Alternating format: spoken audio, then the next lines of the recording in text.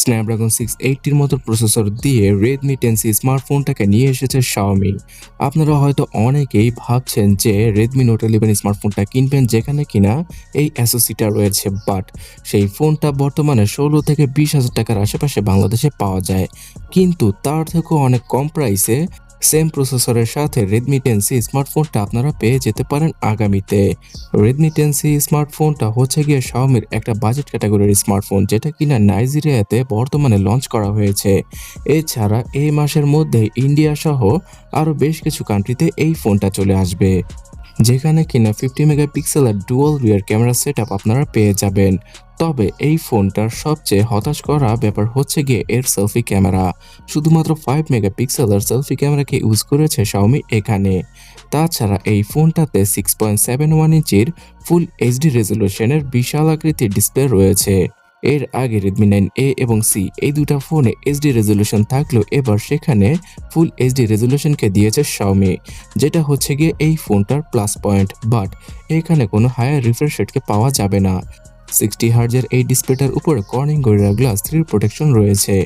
এছাড়া এই ফোনটা কিছুটা অদ্ভুত ডিজাইনের সাথেই আসে। এর আগে Redmi 9C ফোনটার রিয়ার প্যানেলের ডিজাইনটাকেই কিছুটা নতুনভাবে Redmi 10C ফোনটাতে ইউজ করেছে Xiaomi। এর আগে টেকনো এবং রিয়েলমির নার্জো সিরিজে ঠিক এই রকম ডিজাইনকে আমরা পেয়েছিলাম, যেখানে কিনা ক্যামেরা বাম্পটা ফিঙ্গারপ্রিন্ট স্ক্যানারের সাথে অ্যাটাচ করা ছিল। সো এই 2022 সালে এসে আমার কাছে এই Redmi 10C ফোনটার ডিজাইন একদমই ভালো লাগেনি। রিয়েলমি থেকে অবশ্যই Xiaomiর অনেক কিছু শেখার রয়েছে।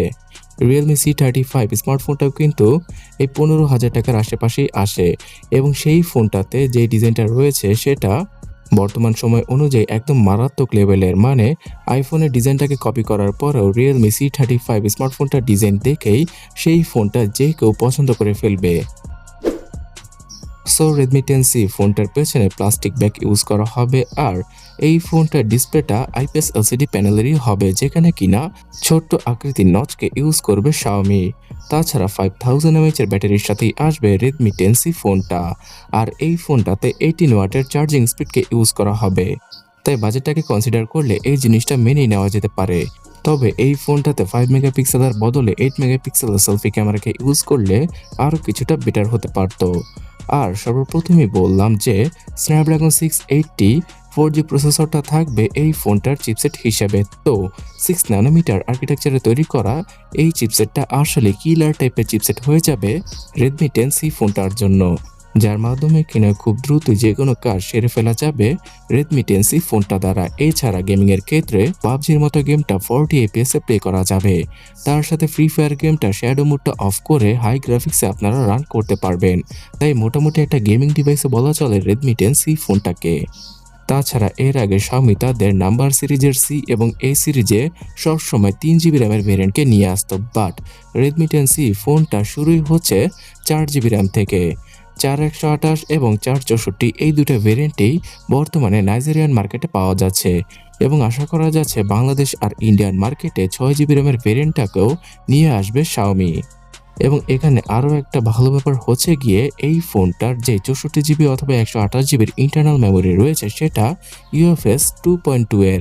তো ফাস্ট একটা রিড এবং রাইডের স্পিড পাওয়া যাবে Redmi 10C ফোনটা থেকে। সো ভিউয়ার্স, ইন্ডিয়ান মার্কেটে Redmi 10C নাম দিয়ে না আসলেও Redmi 10 2022 নামে আসতে পারে এই স্মার্টফোনটা, যার প্রাইসিংটা 12 থেকে 13,000 রুপি থেকে শুরু হবে, আর এখানে 4GB র্যামের ভেরিয়েন্টটাই আপনারা পেয়ে যাবেন।